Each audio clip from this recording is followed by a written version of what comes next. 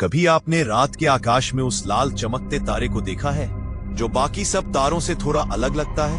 हाँ, वही मार्स। हर बार जब हम उसे देखते हैं, दिल में एक अजीब सी बेचैनी उठती है। एक सवाल, वहां क्या है? क्या कभी हम भी वहां जा पाएंगे? इंसान की यही तो फितरत है ना, हमेशा कुछ नया जानने की, कुछ बड़ा करने की और अपनी सीमाओं को पार करने की। हमने धरती के समंदरों को मापा, आसमानों की ऊंचाइयों को छुआ और अब बारी है उस लाल ग्रह की जो शायद आने वाले वक्त में हमारी सेकंड होम बन जाए। सोचिए जरा, एक ऐसी दुनिया जहां आसमान नीला नहीं बल्कि सुनहरा और गुलाबी होता है, जहां दिन थोड़ा छोटा और साल थोड़ा लंबा होता है, और जहां हर कदम हमें यह एहसास दिलाता है कि हम वाकई किसी दूसरे ग्रह पर हैं। मार्स हमें पुकार रहा है, अपनी ठंडी हवाओं से, अपनी रहस्यमयी धरती से और उन रहस्यों से जो अरबों सालों से वहां छिपे हैं। आज की इस शांत ड्रीमी जर्नी में मैं आपको ले चलूंगा उस लाल दुनिया की ओर जहां शायद एक दिन इंसान फिर से घर बनाएगा।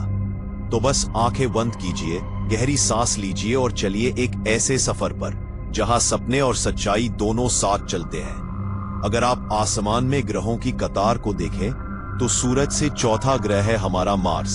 छोटा, ठंडा और लाल। सूरज से इसकी दूरी करीब 22.8 करोड़ किलोमीटर है, यानी इतनी कि वहां पहुंचने में अंतरिक्ष यान को कई महीने लग जाते हैं। अगर धरती से तुलना करें तो मार्स का आकार लगभग आधा है और उसकी गुरुत्वाकर्षण शक्ति भी सिर्फ 1 किलो। मतलब अगर आपका वजन यहाँ 60 किलो है तो वहां सिर्फ 20 किलो रहेगा। यानी हमारी तरह ही थोड़ा लंबा दिन, लेकिन वहां का एक साल पूरे 687 पृथ्वी दिनों का होता है, यानी लगभग 2 धरती के साल के बराबर। अब बात करते हैं उस चीज की जो इसे सबसे खास बनाती है, इसका लाल रंग। मार्स का यह खूबसूरत लाल रंग असल में उसकी सतह पर फैले आयरन ऑक्साइड यानी झंग लगे लोहे के कणों की वजह से है। यही वजह है कि इसे हम द रेड प्लैनेट कहते हैं। जब आप नासा की असली तस्वीरों में इसे देखते हैं तो लगता है जैसे किसी ने पूरी धरती को हल्के सुनहरे लाल रंग में रंग दिया हो। शांत, सूना लेकिन अजीब तरह से आकर्षक। अगर आप मार्स की सतह पर खड़े हो तो सबसे पहले आपको महसूस होगा सन्नाटा। हवा है पर बहुत पतली, इतनी कि वो आपके चेहरे को बस हल्के से छूकर निकल जाती है। आसमान में हल्का सुनहरा रंग फैला है और दूर दूर तक लाल मिट्टी की धूल तैर रही है। यही है मार्स, एक वीरान लेकिन खूबसूरत दुनिया। यहाँ के नजारे वाकई हैरान कर देने वाले हैं। सोचिए, एक पहाड़ जो पृथ्वी के किसी भी पर्वत से 3 गुना ऊंचा है। ओलिम्पस एम, सौरमंडल का सबसे बड़ा वोल्केनो। इसकी ऊंचाई लगभग 27 किलोमीटर है, यानी अगर आप इसके शिखर पर खड़े हो तो बादल आपके नीचे होंगे। अब जरा नजर डालिए वेलेस मैरिनेरिस पर, एक ऐसा घाटी तंत्र जो 4000 किलोमीटर लंबा और 7 किलोमीटर है गहरा है। इतना बड़ा कि इसमें पूरा अमेरिका का ग्रैंड कैनियन समा जाए। मार्स की सतह पर फैली लाल मैदान जहां बर्फ की टोपियां हैं, ये सब मिलकर इसे एक रहस्यमयी और ठंडी दुनिया बनाते हैं। लेकिन वहां की सबसे नाटी की चीज है डस्ट स्टॉर्म्स। ऐसी आंधियां जो हफ्तों तक चल सकती हैं और पूरे ग्रह को धूल की परत में ढक देती हैं। अगर आप वहां हो तो आपको महसूस होगा जैसे आप इसी लाल सपने में हो जहां हवा भी रहस्यमयी है और हर दिशा में बस फैली है खामोशी। मार्स की हवा पृथ्वी की हवा जैसी नहीं है। वहां का वातावरण बहुत पतला और ठंडा है। इसकी हवा का लगभग 95% हिस्सा कार्बन डाइऑक्साइड CO2 से बना है और ऑक्सीजन तो मुश्किल से 0.1% भी नहीं। यानी अगर कोई इंसान बिना सूट के वहां सांस लेने की कोशिश करें तो कुछ ही सेकंड में बेहोश हो जाएगा। वहां का वायुदाब पृथ्वी से 100 गुना कम है, जिससे पानी उबलने से पहले ही भाप बनकर उड़ जाता है। औसतन तापमान -60 डिग्री सेल्सियस रहता है और रात में यह -120 तक गिर सकता है। मतलब इंसान के लिए बेहद कठोर माहौल। इस कठोरता के बीच भी मार्स का अपना जादू है।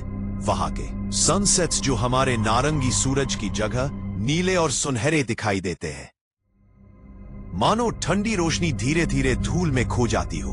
और फिर अचानक उठती है एक विशाल डस्ट स्टॉर्म जो कई दिनों तक पूरे ग्रह को ढक लेती है, आसमान को धुंधला और सूरज को फीका कर देती है। मार्स की हवा भले पतली हो, लेकिन उसके झोंकों में एक कहानी छिपी है, एक ऐसे ग्रह की जो अभी तो वीरान है, मगर शायद आने वाले वक्त में हमारे लिए सांस लेने की नई शुरुआत बन सकता है। सोचिए अगर मैं आपसे कहूं कि लाल ग्रह जिसे हम हमेशा एक बंजर और सूखे रेगिस्तान की तरह देखते आए हैं, कभी नीला हुआ करता था, नदियों, झीलों और शायद महासागरों से भरा हुआ। हाँ, मार्स पर कभी पानी था, बहुत सारा। नासा के ऑर्बिटर्स और रोवर्स ने इसकी जमीन पर ऐसे सबूत पाए हैं जो हमें उस प्राचीन जल युग की झलक दिखाते हैं। सूखी नदी की धाराएं, गोल गोल झील जैसे गड्ढे और पत्थरों पर पानी से बने खनिज, ये सब बताते हैं कि अरबों साल पहले वहां बारिश होती थी, बहते झरने थे और शायद वहां किसी समय जीवन की भी शुरुआत हुई होगी। आज के मार्स की बात करें तो सतह पर अब पानी लिक्विड रूप में नहीं रहता, क्योंकि वहां का तापमान बहुत कम है और हवा बहुत पतली, लेकिन ध्रुवों पर मोटी बर्फ की चादरें हैं।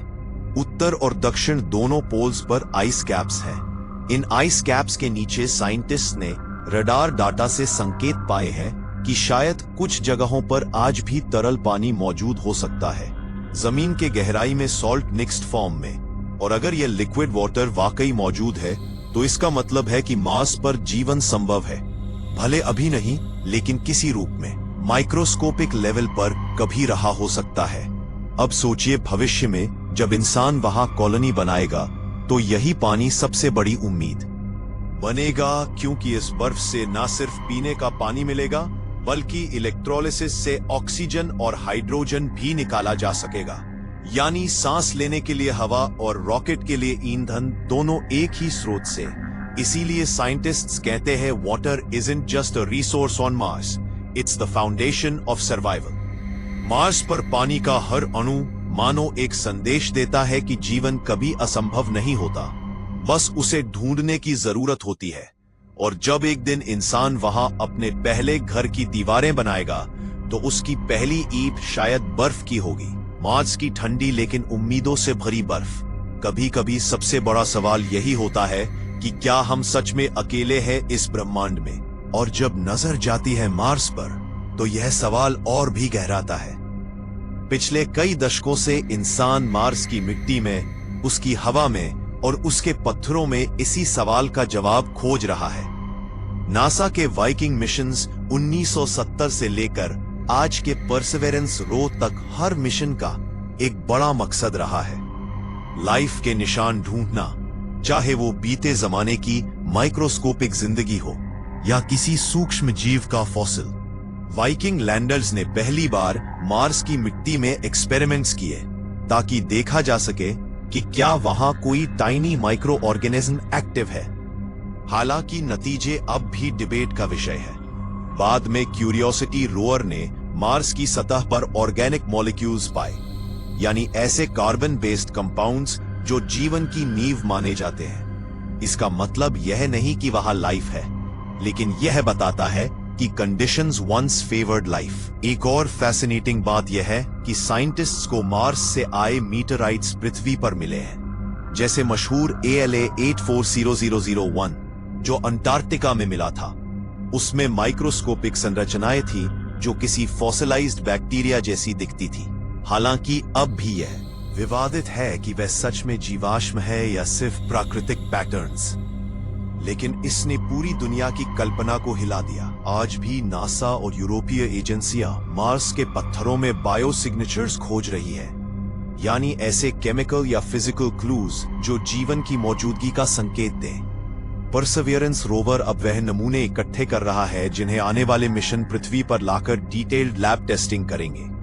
यानी मार्स अब भी चुप है, लेकिन उसकी मिट्टी, उसके पत्थर और उसकी हवा शायद धीरे धीरे अपने रहस्य खोल रहे हैं। कौन जानता है, शायद आने वाले कुछ सालों में हमें वहां की रेत के नीचे वो जवाब मिल जाए जो इंसान हजारों सालों से खोज रहा है।